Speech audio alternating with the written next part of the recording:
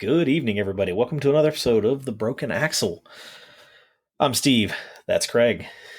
And tonight we have a treat especial from back in the day. Another viewer, listener, whatever you want to call it, has asked for a relatively specific what car should I buy? We've done a few of these back in the day on all sorts of topics. This one's kind of close to home. Not that long ago, 7 or 8 episodes ago, we did one on B-spec nuggets and why they're the best thing you can buy for under 10 grand, which I still pretty much stand by. But today's viewer, Kyle, has asked us for what to buy for $6,000 to $8,000 that gets good gas mileage, is a fun commuter, and can, in a pinch, fit 3 kids in it. Kind of a tall order, but we will endeavor. A little bit of quantification for good gas mileage would be mid 30s and up. 3 kids is a absolute, like, they can fit, not necessarily comfortable, because shove them in the back seat and make it work. And the $6,000 to $8,000 budget, well, that's a budget, whatever. Fun's always a subjective thing. Fast and fun are not necessarily intertwined. We've covered that a few times before, and we'll stand by it now. Kyle currently drives a minivan and a Miata, so clearly he is used to neither fast nor fun at the same time. Just kidding, Kyle. We love you. It should also be noted that these kids are out of booster seats, or one of them's out of a booster seat, so you're not trying to stack car seat on car seat on car seat. Oh, yeah. We're just talking about kids and boosters, like kids in general or kids in boosters. Fitting 3 car seats into a vehicle is a whole nother scale of problem that we will not be covering today. There are a few cars that can do it, but that's a topic for another day. One day we're all going to be old talking about what car fits the car seats the best. Our friends over at Straight Pipes, they started to do car seat reviews with their car reviews. That's outstanding, actually. Yeah, both of them are newly appointed dads, so congratulations to them both. That's pretty outstanding, actually. I'm a dad myself, and yeah, there's definitely when you start trying to fit a car seat into cars, it's a whole new scale of fitting and actually fitting well. Yep. But I digress. So first we'll go over what I feel like for most people would probably be the obvious answer here. Toyota Yaris. And that's a few cars from the B-spec segment.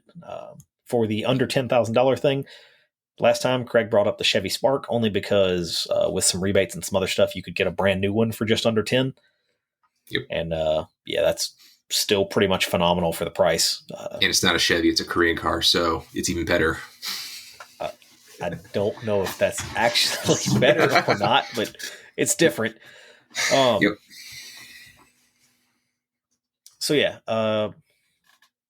I was not able to locate any, probably just because they don't sell that many of them, but I'm sure with some digging you could find a couple-year-old, maybe 3-year-old Spark in the price range we're talking about. But I really, at this price point, I don't necessarily think that's the best option. I think those are only the best option when you can get one for brand new for dirt cheap and then just ride it into the ground. Do nothing to it but basic maintenance and abuse it into the ground. Yeah, and it's new based on that warranty because it comes with a fairly girthy warranty. You're going to have it paid off in less than 5 years anyways. So yeah, and you just do basic maintenance and nothing else to it and flog it into the dirt. Yep. Because honestly, it's going to have no resale in 5 years anyway. It's a Spark.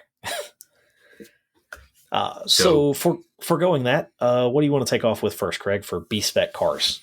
Well, seriously, the Yaris.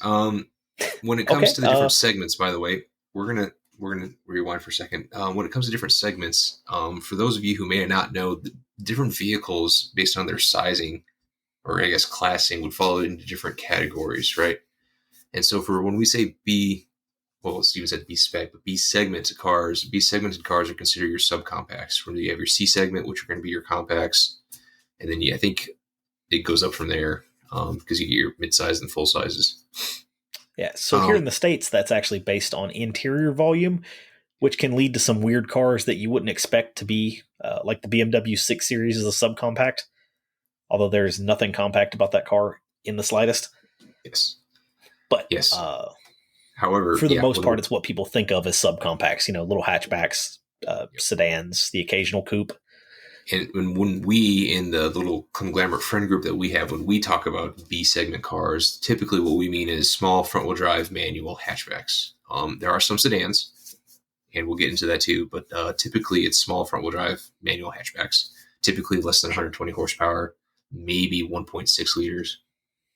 Maybe. For sure. And in this segment, I would say, really for all of the following on discussion, manual is a near requirement critical part of this. Because when you're trying to make fun to drive happen and you don't have horsepower, having a manual is a critical part of that. Yep. Otherwise, get a Prius C. Honestly, he's not wrong. Yeah. But anyways, Kyle, so my recommendation for you in the B segment world are vehicles near and dear into my own heart, and I'll let Steven talk about his. But you talk about the Honda Fit, specifically the GE8 chassis code, which is 09 to 2014. Definitely come with a 5-speed manual. It comes with an L15, I think B7 engine, which is 115 horsepower with VTEC, which is always a plus. The Toyota Yaris comes, you can buy the older generation, or the one that I like is the 2012 and newer that has more of this angular front end. Still comes with our favorite near and dear sweetheart, the comfy sweater that everyone loves. The 106 horsepower 1NZ FE, the indestructible engine. That engine has been around for damn near 20 years, and it's got, so unlike the Mazdas in the segment, and unlike the Ford engines in the segment, unlike Honda, this engine is the most well-rounded. It is the Mario of the engines, right? It just does everything decently well without anything being super spectacular. It makes good torque. It makes good horsepower at high end. It lasts a long time. It doesn't have any known issues, which can also be kind of a downside in the fun factor too, because like the Hondas, you rev the piss out of them. They have VTEC. That's super fun. VTEC. Everyone loves Rip and Tech. I love Rip and Tech. But those would be the two cars in the B segment category that I would recommend. And Steven has his own that we have brought up. Go ahead. Okay. So also in this segment, you have the, and Craig covered the two, I would probably say most reliable and the two typical JDM cars. I'm going to briefly gloss over the Mazda 2. It exists. It has a close cousin with another one of the cars on this list. And that car, I think, is a better answer. But the 2 exists, and it can be a great selection. Uses Miata wheels, which is cool because Kyle owns a Miata. So, I don't know. It could be some cool stuff. And you can get it in lime green, and lime green is win. It does come in obnoxiously bright colors, which if you're going to own a tiny little hatchback, obnoxious coloration is always for the win. Absolutely. Or maybe just cover it in stickers. I don't know. We'll have to, for everybody out there listening, go check out the Broken Axle podcast on Facebook and hit up Craig, and I'm sure we'll find a way to get some pictures of his Yaris in all of its fully caged race car goodness. Or Nomadic Wheelman on Instagram. I started my Instagram at the very end of when I had the Yaris, and my Yaris was stripped out, caged, B-spec race car for the street. Race car status. And stickers. So the other 2 that I'm going to suggest are both turbocharged because turbos make everything better, but especially when you don't have any displacement or any horsepower. Turbo spool and turbo noises increase the fun factor. Tons. Mm-hmm. So the Chevy Sonic with the 1.4 turbo mill that Chevy has been stuffing in basically everything front-wheel drive for the last several years. Motor's pretty solid. It's nothing to write home about, right? It's your standard direct injected 4-cylinder modern appliance. It makes a great torque curve in the middle. Doesn't sound particularly interesting, but it's grunty and it gets the job done. And in the Sonic, it's kind of cool, spunky, weird even. Downsides, that a Sonic with the manual, you're going to be slightly out of budget to get into an RS model Sonic, so you're probably looking at more like just a plain LT or LS, maybe even a base. Mm-hmm. They've got a funky dash and everything. It's love it or hate it. Go take a look at some, drive them, kind of get your own feelings on it. But they're effective enough. And if you're a Chevy guy, then that's your Chevy option. The one that I'm going to hit on for B-Spec, because I've owned 2 of them now, are the Ford Fiesta SFEs. Right, so the Fiesta starting that body style started all the way back in like 2011, but the SFE didn't start till 13 or 14 and carried on through the end of the Fiesta line in 19. The SFE is a 998cc, yes, sub 1 liter, 3-cylinder. Turbocharged, makes like 120 horse, 140 something foot-pounds. So honestly, not a ton more power than the normal naturally aspirated 4-cylinders in the segment, but with quite a bit more torque and a better torque curve than most of the 4-bangers have. And it's a 3-cylinder, and 3-cylinders just sound cool. They've got a cool offbeat idle and exhaust note. And super bonus about them is that they only came in manual too, part of the super fuel economy package. Yep. And much like pretty much anything in the segment is going to knock down mid to high 30 mile per gallon rate without trying too hard, and most of it will crack 40 if you're actually running the, skinny tires and trying to drive for decent gas mileage. Or if you're me and Craig and you're just flogging the crap out of them, you'll still get like 30-ish, 35 maybe, depending on the car.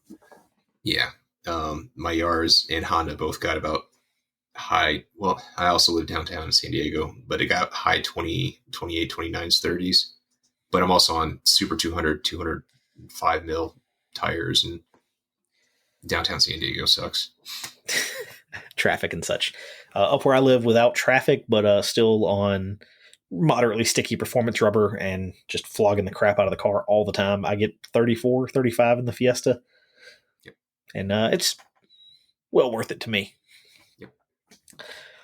So we're going to talk about mileage here for a second, and then we'll roll into the stuff that isn't the obvious B segment cars. One more before we move on to that. And these are slightly out of budget, but I think they're worth consideration. The the current generation of the Yaris and the last generation of the Scion IA, both of which are the Mazda 2 that we don't get here in the States. The Mazda 2 died out a couple generations ago. Yeah. Those are also, yeah, correct, in the States. They are hard to find in a manual, but and I was not able to locate any while we're researching for this episode. But if you could locate one, I would imagine you could get it right about the top of your budget, because typically they tend to sit at dealer lots a lot because nobody wants to deal with a not performance car in a manual. They're just not popular. So take a little while to get one, but if you could line into one, you could very well get one for $8,500 and have a really nice late model vehicle. The Mazda 2 chassis is renowned for being really good. Yep. So that said, talking about mileage. Just using some round averages, we're looking at 16,000 miles a year, which is a high commute average. Kyle has mentioned that he has got a pretty hefty commute, so that's the numbers we're rolling with. $3 a gallon for fuel, assuming that all of us are running cheap swill water in our daily drivers, because you're not from California. Well, yeah, I don't know what the price is out there in Cali, but sucks to be you guys. I don't know what to tell you there. Yeah. 2 weeks ago, I saw a spike of 91 octane, which isn't even 93, at $5.60 a gallon. Oh my God. But that's pretty bad. Locally, it's been around $3.80 to $4, and then $4.10 is about as high as I've ever paid for it. That's pretty heinous, actually. But okay then. So yeah, I was running numbers at $3 a gallon because I thought that seemed like a pretty reasonable average. It's more than I usually see. Average is a lot better, yeah. Yeah. That's more than I usually see 87 for here, but now you know. Anyway, assuming $3 a gallon, 16,000 miles a year. A 20 mile per gallon average, which is about as low as I feel like most people would put up with for a daily driver, if you're not Craig. Big V8. Or an RX-8. Yeah. Is $2,500 a year in fuel cost. A significant amount. Not crippling, but it's significant. At 30 miles to the gallon, that cuts to $1,600 a year. Right? So basically $75 a month to go from 20 saved in fuel costs, going from 20 to 30 miles per gallon. You can make your own decisions about whether $75 a month is worth the difference between, a V8 and a Civic, but That's your own choice to make. The point that I'm getting to here is that going up to 40 miles per gallon from 30 takes us from $1,600 a year to like $1,250. Now we're looking at not nearly enough savings. So my point with all this is that for people that commute heavily, gas mileage does matter, but actually run the numbers for yourself based on your commute and how much, per month you're looking at before you lump yourself into driving something like a Prius because you need to save gas. Because I'm going to be honest, most of the time it's just not worth it. Like, the numbers are not in your favor. Now, that said, if you drive something that gets absolute shit for mileage, 12, 13 mile per gallon, like old school V8 truck or something. Excuse me. 74 C10 with 454 and 3-speed got 7 miles to the gallon. Yeah. Okay. In that case, yes, having something else to drive for the gas mileage makes sense. Made my RX-8 look like a fuel sipper. But if you already get something that gets, mid to high 20s, I don't think there's a lot in this for you as far as driving something else to save gas. And this also parallels the whole, like, should I buy a new car that's fuel efficient versus a used car or keep my current car? And the cost here is it's $900 to get something from the 20-ish range to the 30-ish range. And for me, the return on that, $75 a month, is not worth it at all. And in fact, a used car might have lower insurance, which would trump the whole cost of that anyways. And then when you get into like the 30 miles to the gallon to the 40, finding a fun car that's 40 miles to the gallon capable saves you less than $400 a year. Again, that cost is a few less Starbucks a week. It's not worth it. Yeah. So the word from Craig to the world out here is just drive a V8 because America and stuff. Well, drive what you have, unless you absolutely have to buy something, and then buy something for a specific application that isn't gas mileage. Because if you're going to buy for gas mileage, go ahead and get an EV. It's going to be coal powered anyways, but there you go. That's also a fair point. We've talked about them a few times on this channel, but EVs for just efficiency and everything else for a lot of people. I don't know about Kyle's exact situation, but for a lot of commuters with a sub 30 mile daily commute, it's starting to look like it's going to be the thing, my friends. Hey, Mini Cooper, hit me up. Yeah, Mini Cooper. If you want somebody at Mini, if you guys want to hit us up with a press car for the Mini Cooper EV, we'll send it out to Craig and get a good review in for it. We'll see how the Mini Cooper EV deals with Cali. It actually segues into a good C segment car. So now we're going up from the subcompact to the compact class, which is actually fairly large nowadays. It is. And you can get stuff that's not total shit boxes anymore. And that's kind of the problem with the B segment, is that even the nice stuff in the B segment is kind of not nice. Well, hold on a second. It's got Bluetooth. It's got power windows. It's got air conditioning. It's nice. If you don't have to manually open up every single one of your doors, it's got amenities. And that tells you how old we are. Yeah, right? There is going to be a point when somebody listening to this is going to be like, what the hell does wind down the window mean? And that's when I'm going to officially admit that I'm old. Yeah. But so that said, C segment cars. What do you got? Yep. Well, I was going to segue into the Focus actually has, the Ford Focus has an actual all EV version of their, car. And dynamically speaking, the Ford Focus chassis is chuckable and it has a fairly good modification pool, and you can make them a whole lot of fun for not a whole lot of money.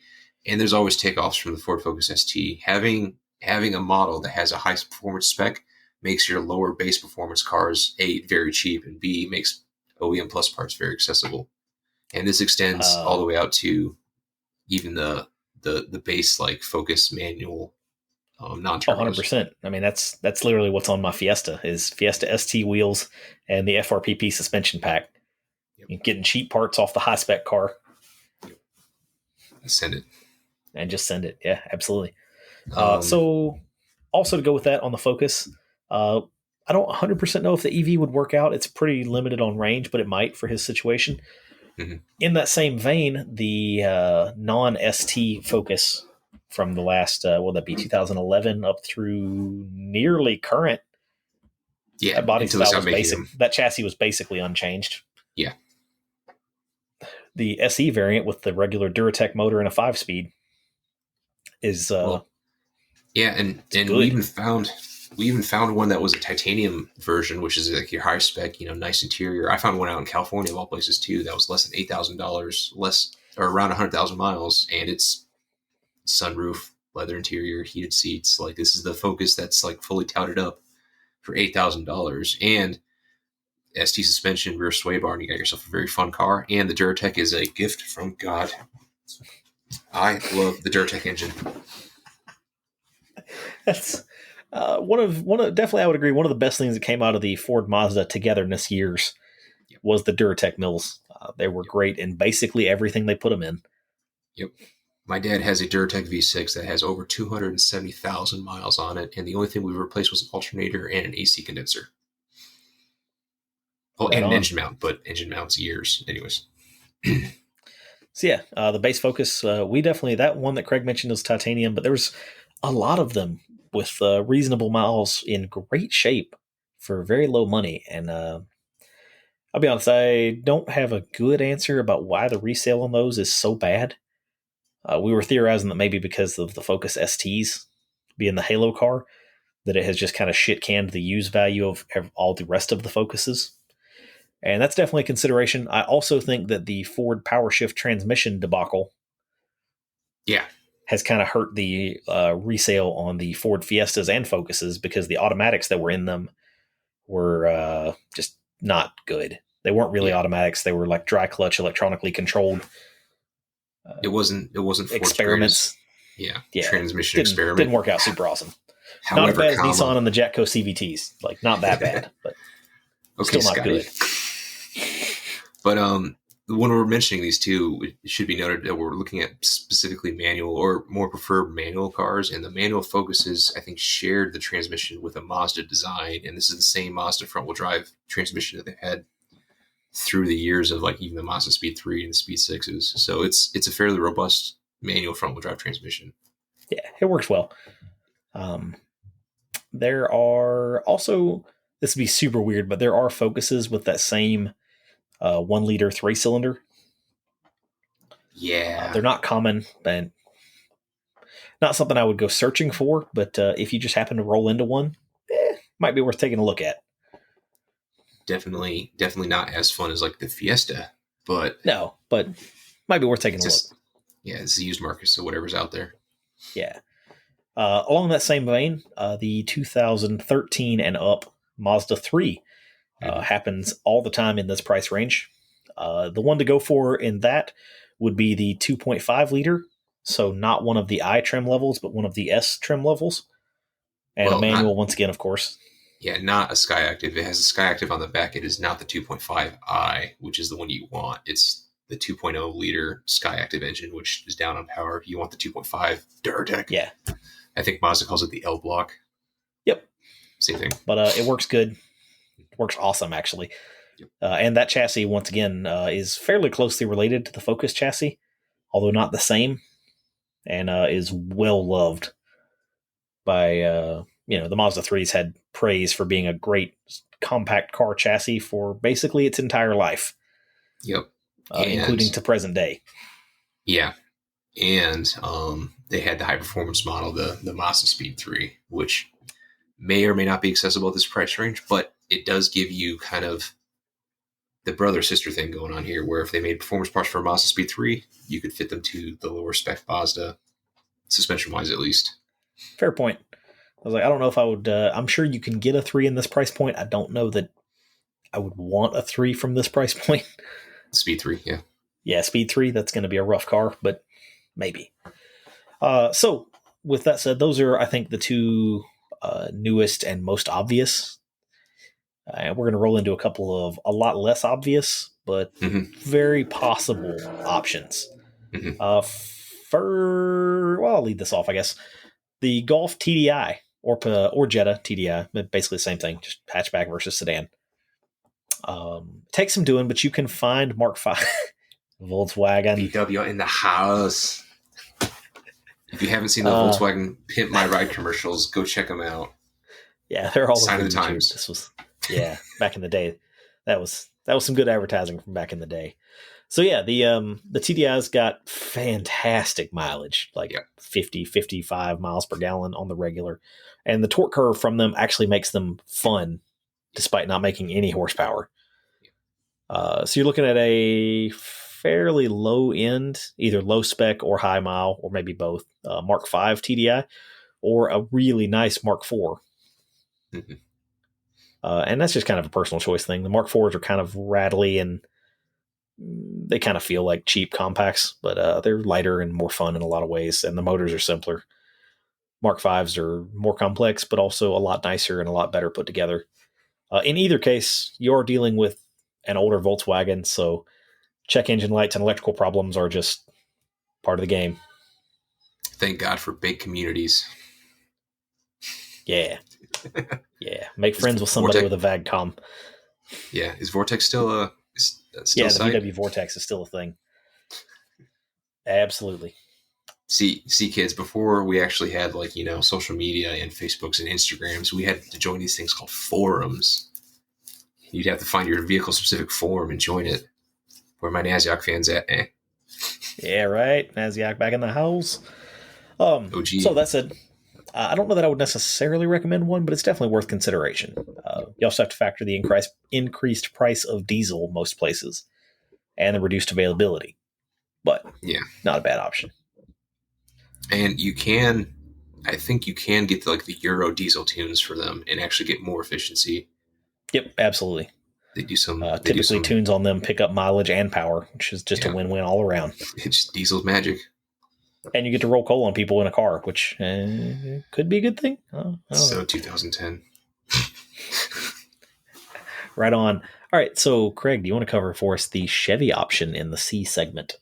Okay, so this one is kind of a curveball here, and so I want you all to kind of brace yourselves. I am normally not a big Chevy fan that's not classic or trucks. However, the Chevy Spark's not a Chevy; it's a Korean car. However, the European-based Chevy Cruze 1.4 liter turbo does come in a manual. Front-wheel drive sedan is kind of an outlier in the group where it's actually a fun-to-drive vehicle. Just so happens to be paired with a punchy turbo engine, and it has a manual, and it's actually something that's livable. On 3 different occasions, my family has rented this out, or I've rented it out specifically because it was more fun than, Altimas. And because of this, they're kind of, like I said, an outlier and not well known about, and that on the used market turns it into be kind of a fantastic deal. Again, it's a little bit bigger, a little bit less sporty, but there still exists aftermarkets for it. It still kind of looks cool. The guys over in the European lands actually race the damn things. They're awesome.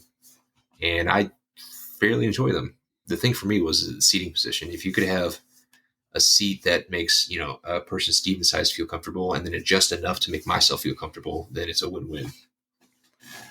And especially for some of these subcompacts, that's an important thing to take a look at.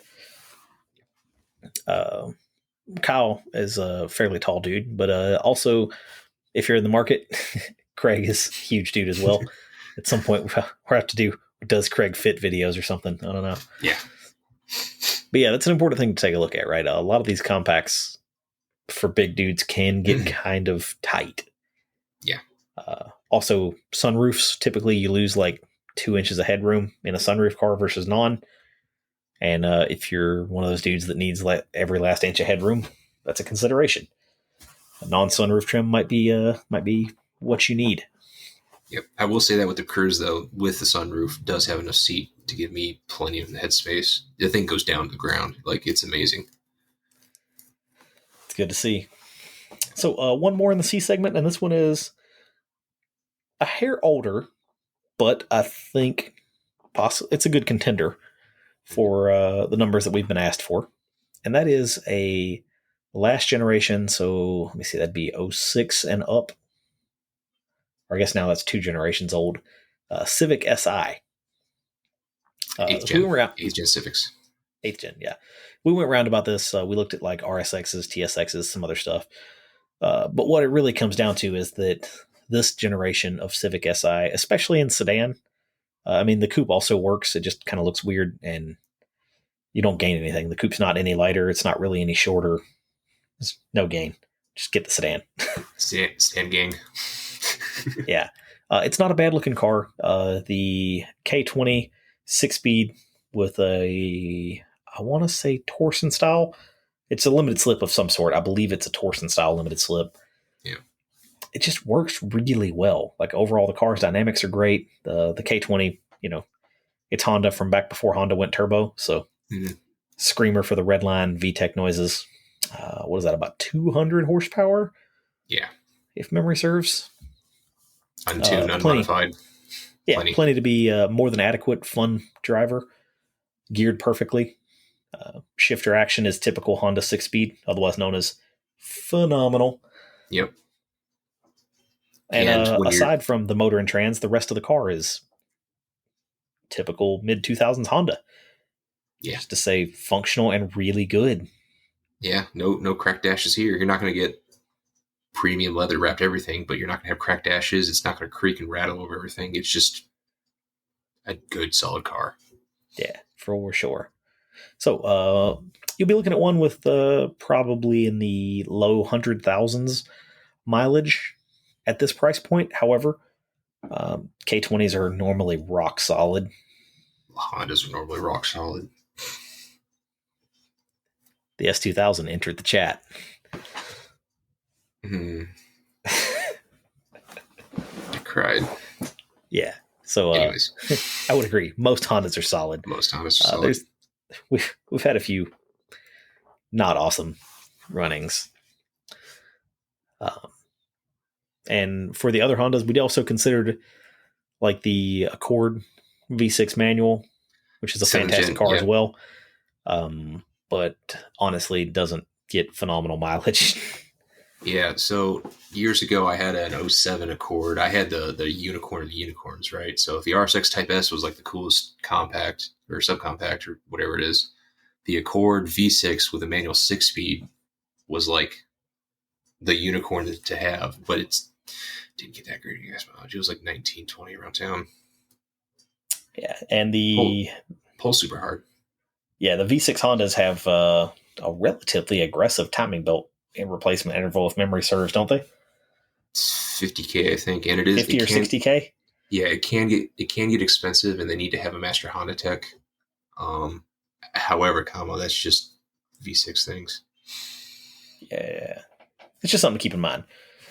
It's as compared to a lot of other stuff, as far as modern V6s, they have a much more aggressive timing belt replacement interval, and it's an expensive service. Yep. But at the same time, that motor sounds awesome, and it's relatively speaking not going to have many issues. So if you spend $2,000 every 4 years, me, you're not wrong. You're not wrong. Who cares? So I think that wraps up our stuff that we actually do recommend. We'll roll through a couple of things that I don't necessarily recommend that we looked at. We just either couldn't find good examples, or there's some various reasons why I don't recommend these.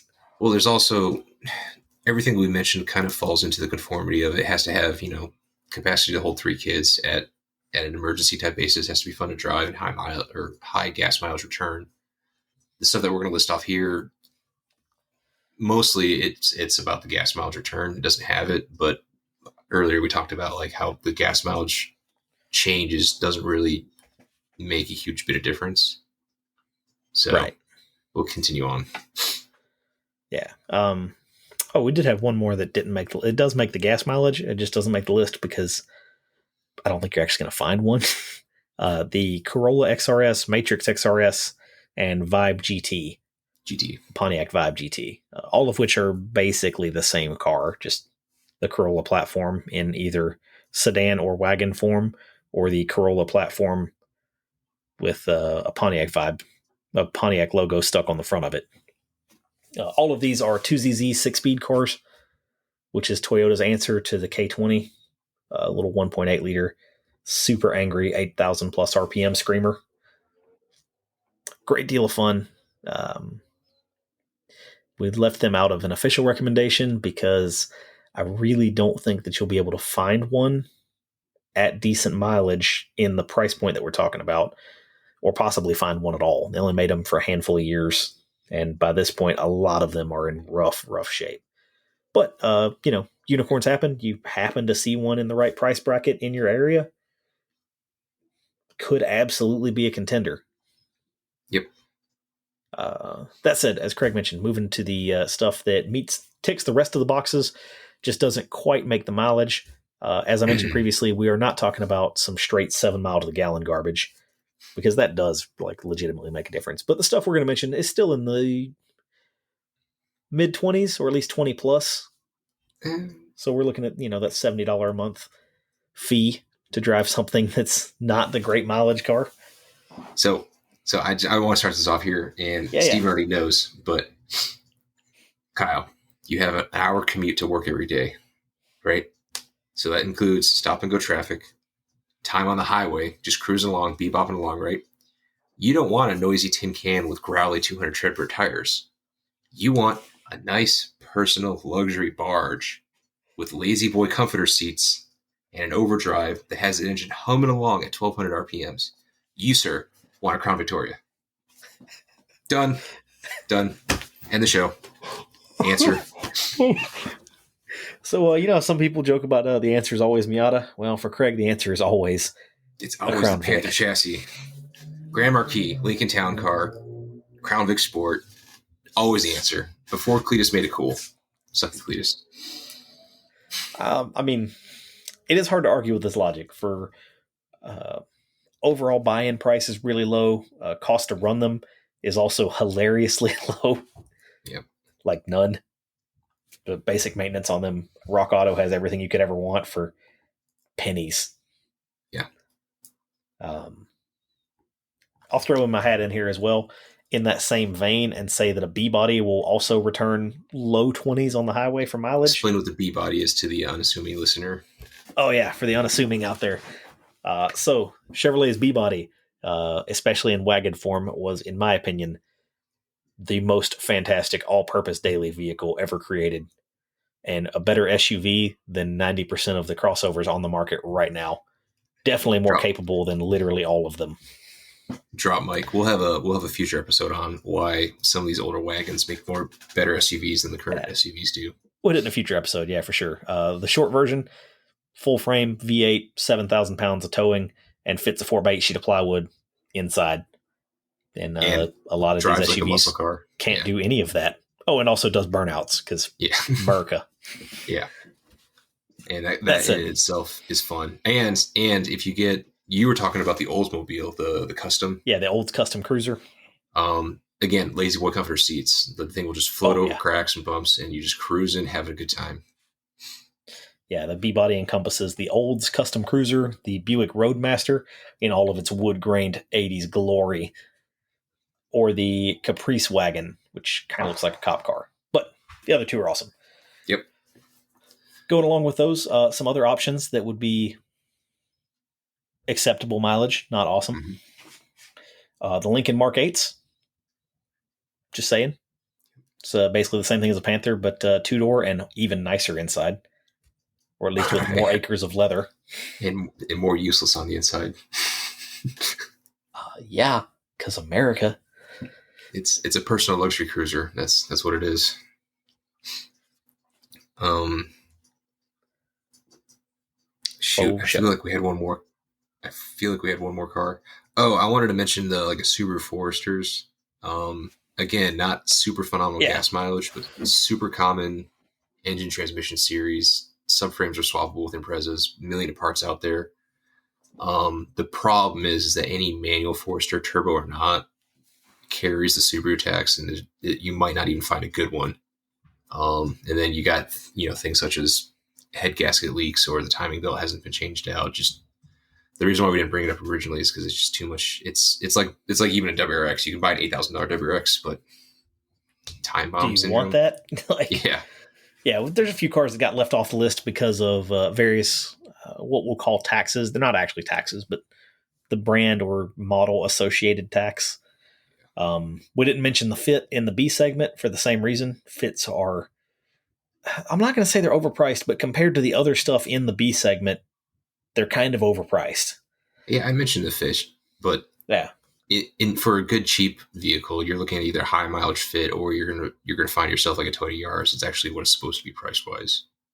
Yeah, that's the problem with the fit, right? Is like in the price segment we're talking about, you'd get a Yaris with like half the miles. Yeah, and it's 90% the same vehicle as far as capability.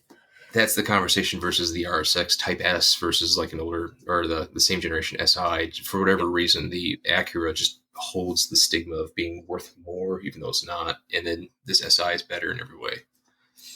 Basically, yeah, you'd be looking at paying more for the Acura and a little bit more leather inside. And I don't see it at this price point for sure. And honestly, with kids and leather, sorry, bro.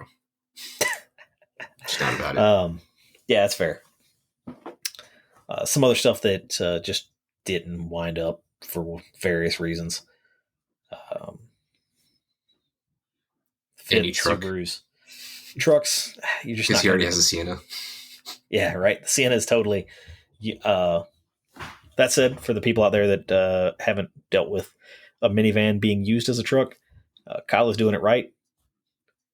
Older minivans make fantastic all-purpose utility vehicles. Mm-hmm. Once again, better than most of the crossovers on the market.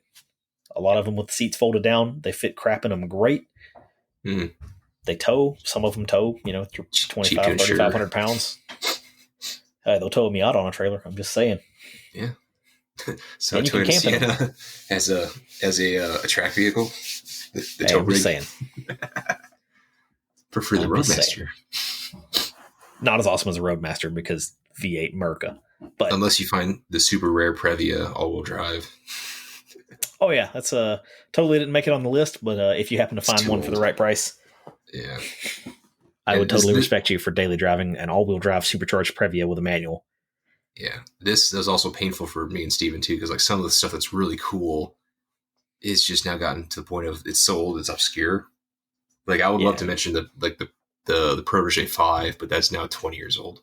You're gonna have 20-year-old car issues for sure.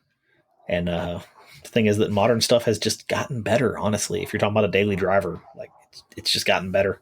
I guarantee you that Ford Focus SE model is going to wax that Protege 5's ass all day long in every category. Yep, for sure. I left the Corolla off of this list on purpose. Same problem. The Corolla tax is real. And they're obnoxiously overpriced, and they're just not better in any way. They're not that much fun. One thing I wanted to bring up too, and this was an outlier and kind of batted it to the end, but Lexus makes a version of the Prius, which I think is kind of cool. It's the CT200H. Prius driveline, so it is slow and it is fuzzy and it's noisy. However, it's a Lexus and it doesn't look like a Prius, therefore it's automatically cooler. And then because of that, the Prius and the Lexus also share, I forget what architecture it is, but you have lowering spring and sway bar and like wheel options, so you can actually make it kind of cool. But it's still slower than shit and unfun in every way. Yeah, I'm not doing fun and Prius in the same group. No, it's a Lexus. I'm just not with it, man. I don't care. CT200H. Nope. Not about Speed it. Academy has a Pit My Ride, I think 3-part episode on basically modifying a CT200H, and it looks the part. If it had anything other than the Prius driveline, it actually might be good, but Lexus isn't about that. Fair point. Oh, so it's entirely possible we missed some stuff. So for the listeners out there, feel free, drop us a comment here, head on over to the Facebook page, drop something over there on Craig's Instagram at nomadic.wheelman or mine. I'm at Just Can't Drive 55 on Facebook. And if you're out there on YouTube land, make sure you like, comment, and subscribe. I think likes are the big thing that algorithms are on nowadays. Algorithm. Yeah, I think. But definitely leave a comment. Myself and Steven both, we hawk the comment section right now because we want feedback on how to make things better. Or maybe you have some random topic to bring up. Anything else you want us to bring up? You got a car you want to know what you should buy? Feel free to hit us up. We can bring it up anonymously or not, whatever you want to do. And if you've got something that we absolutely missed and you want us to forward on to Kyle, we will be more than happy to do so. I've said it a few times before, we don't know it all. I'm sure there's some random Trabant or Yugo or something that I have no idea about. That's a fantastic 50 mile per gallon used car that's fun to drive. Dacia Sandero. And as on long that as I have to put a terrible note, blindfold on. go break some knuckles. Good night, everyone. Good night.